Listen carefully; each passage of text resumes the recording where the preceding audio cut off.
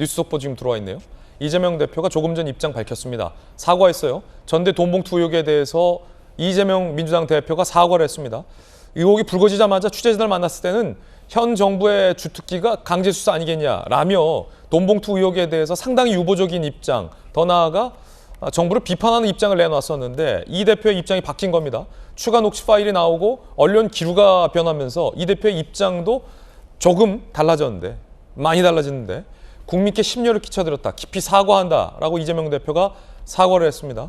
그리고 송영길 전 대표의 조기 귀국을 요청한다라고 이재명 전 대표가 요청을 했군요.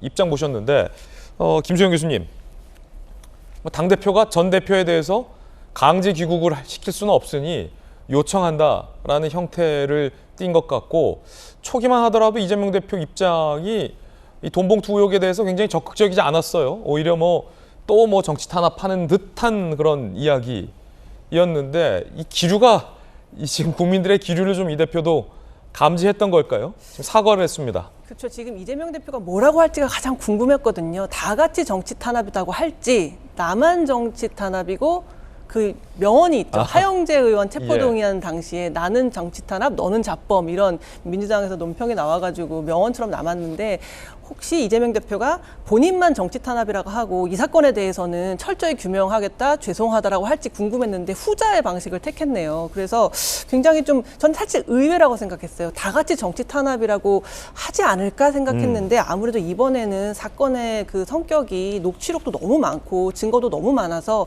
그런 식으로 뭉개고 지나가기엔 민주당의 운명 자체가 달라질 수 있어서 아마 이번에는 이번 사건에 대해서 죄송하다라고 이제 얘기를 한 것 같은데요. 그런데 당내에서는 특히 이제 돈봉투 의혹 당사자들이 부인하고 있는 상황에서 그런 좀 반발이 나올 수 있을 것 같은데, 도대체 이재명 대표가 받고 있는 의혹과 돈봉투 의혹의 차이가 무엇이냐. 예를 들어 우리는 진상조사하고, 꼭 당사자들이 아니더라도 이건 진상조사하고 이 대표 의혹은 진상조차도 안 하고 정치 탄압이라고 결정지을 수 있는 기준은 무엇이냐, 이런 얘기가 나올 수 있지 않을까요? 당내에서? 당연히 당내 분열이 있을 것 같아요. 그러니까 차라리 이재명 대표가 나만 혐의가 있고 나만 죄를 짓고 다른 사람은 죄가 없을 때는 오히려 방어가 쉬운데, 이렇게 돼버리면 왜 도대체 본인에 대해서는 그렇게 탄압이라고 다 같이 맞서 싸우자고 하더니만 이번에 대해서는 조사도 하라고 하고 송영길 대표 빨리 귀국하라고도 하고 죄송하다고 하느냐, 도대체 기준이 뭐냐라는 이제 당내 분열이 있을 가능성이 좀 높아 보이고요. 이렇게 되면은 이제 반발하는 사람들이 혹시라도 두 번째로 체포동의안이 이재명 대표에 대해서 넘어왔을 때 이번에는 법원 나가라라고 하면서 가결해버릴 가능성이 있거든요. 그래서 그러면 당대표 본인도 수사기관 수사 받으라? 그렇겠죠. 그러니까 이런 식으로 왜 누구만 탄압이고 누구는 조사받고 누구는 잘못이라고 얘기하면, 그래?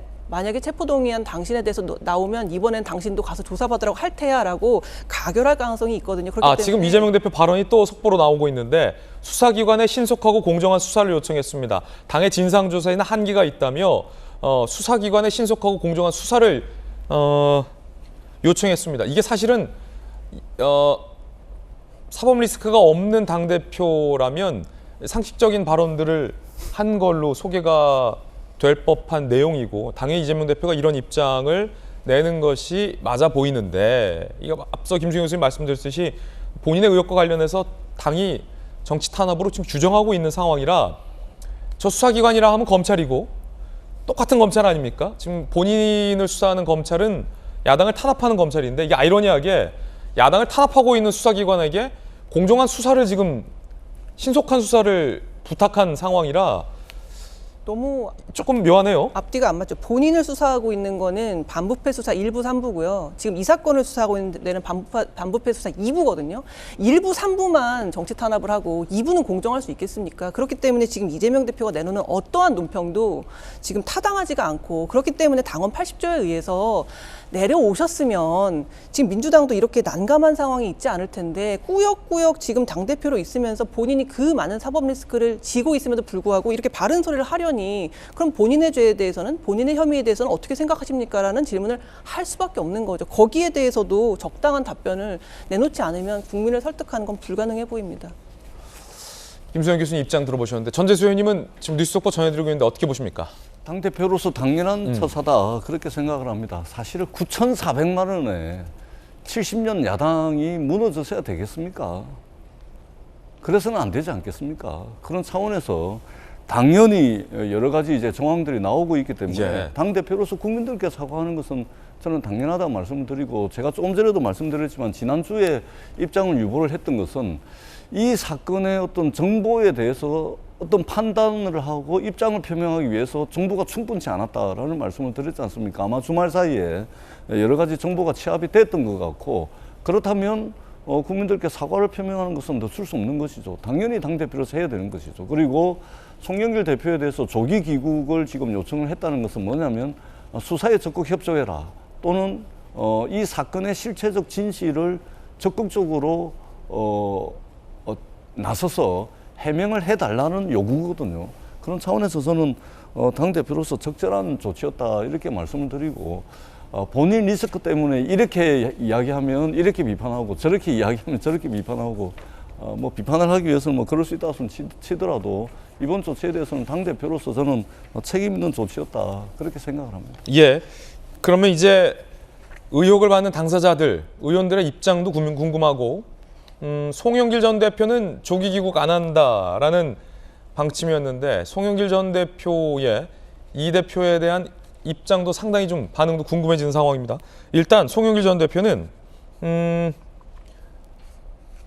저희 특파원에 이렇게 얘기한 바 있었습니다. 내가 한국에 있을 때 조사하지 이런 식의 정치적으로 조사한다라고 이 수차 자체에 일종의 반발 내지 비판을 했는데요. 들어보겠습니다. 지금 나오는 진짜 이유가 내가 모르는 사람뿐만 아니라 나는 참 이상한 게, 아니 내가 뭐 한국에 있을 때 조사하고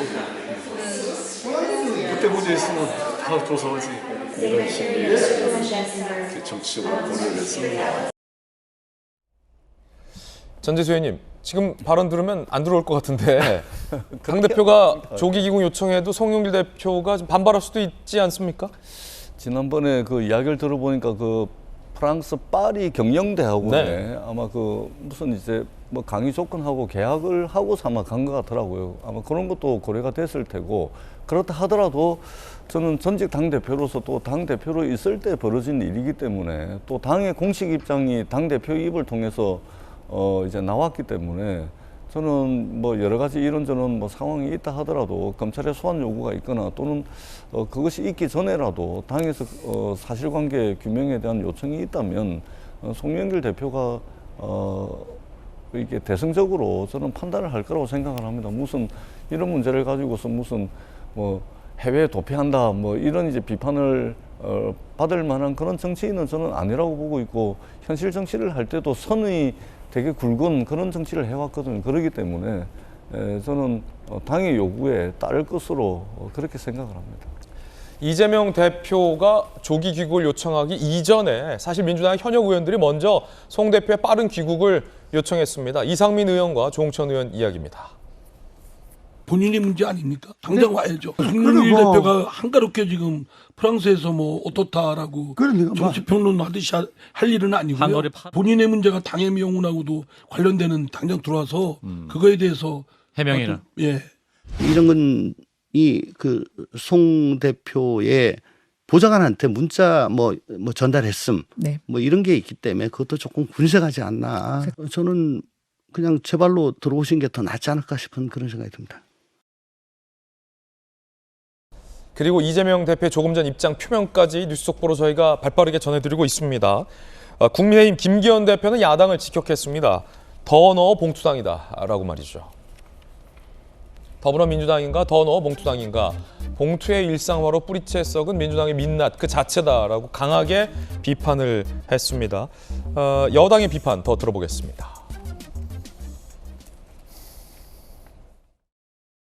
이정근 전 사무부총장의 전화기에 보존된 녹음 파일 3만 개는 향후 민주당 게이트가 좌파 게이트로 확대되는 도화선이 될 것입니다. 그런데도 민주당은 각종 사법 리스크가 드러날 때마다 야당 탄압이라는 치트키를 사용하고 있습니다. 이제 와서 돌이켜보면 더불어민주당 전체가 검수완박법에 목숨을 걸었던 이유가 있었습니다. 이재명 대표 한 명을 지키자고 그런 난리를 친 것이 아니라 모두가 제 목숨줄 지켜보겠다고 사생결단으로 덤볐던 것입니다. 조금 정리를 하면 민주당의 이재명 대표 의혹은 정치 탄압, 기동민 이수진 의원 관련된 것도 정치 탄압으로 결론을 내렸어요. 그런데 노웅래 의원 의혹은 판단 보류, 그리고 지금 이 돈봉투 의혹 관련돼서는 정치 탄압이 아니다 쪽으로 결론을 내리고 있는 것 같습니다. 그러면 이제 노웅래 의원 건에 대해서는 어떻게 판단할지도 좀 궁금하고, 이쯤 되면 정치 탄압과 비정치 탄압 사이의 기준은 무엇인지에 대해서도 민주당 내부에서 얘기가 좀 나올 걸로 보입니다. 뉴스 속보로 먼저 전해드렸던 이재명 대표의 조금 전 입장, 저희가 영상으로도 재빠르게 준비했습니다. 들어보시죠. 존경하는 국민 여러분, 최근 우리 당의 지난 전당대회와 관련해서 불미스러운 의혹 보도가 이어지고 있습니다. 아직 사안의 전모가 밝혀진 것은 아니지만 지금까지의 상황을 볼 때 당으로서 입장 표명이 필요하다고 판단이 됩니다. 저희 민주당은 이번 사안을 엄중하게 인식하고 있다는 말씀을 드리면서 이번 일로 국민 여러분께 심려를 끼쳐드린 점에 대해서 당 대표로서 깊이 사과드립니다.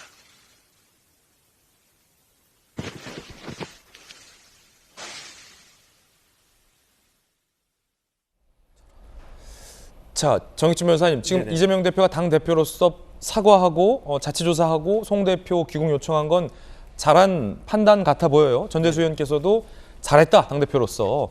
뭐 괜히 흐지부지 길게 끌어봤자 얘기만 많이 나오고 당 대표로서 단호하게 입장 표명 잘했다라는 말씀도 지금 해주셨는데, 네네. 앞서서 제가 이제 말했던 것은 사실 민주당 내부에 있는 어떤 딜레마와 관련된 건데, 예를 들어 민주당의 현역 의원 이재명 대표 포함해서 수사 내지 재판에 넘겨진 분들이 있지 않습니까? 많지 않습니까? 근데 네네. 이게 정치 탄압인 것과 정치 탄압이 아닌 것의 기준이 좀 모호하다라는 얘기가 민주당 내에 있거든요. 어떻게 구분을 좀 해야 될까요? 제가 봤을 때 증거가 얼마나 명확하냐에 달려있는 것이 아닌가, 일단 그런 생각이 들고요.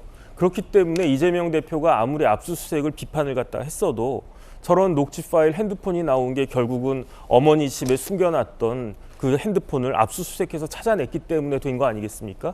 그러니까 수사는 수사를 하는 사람이 하는 거지 수사의 대상자가 이래라 저래라 할 수 있는 게 아니거든요. 그래서 그 부분에 대해서는 뭐 제가 봤을 때는 더 이상 할 말이 없을 것 같다는 생각이 들고요.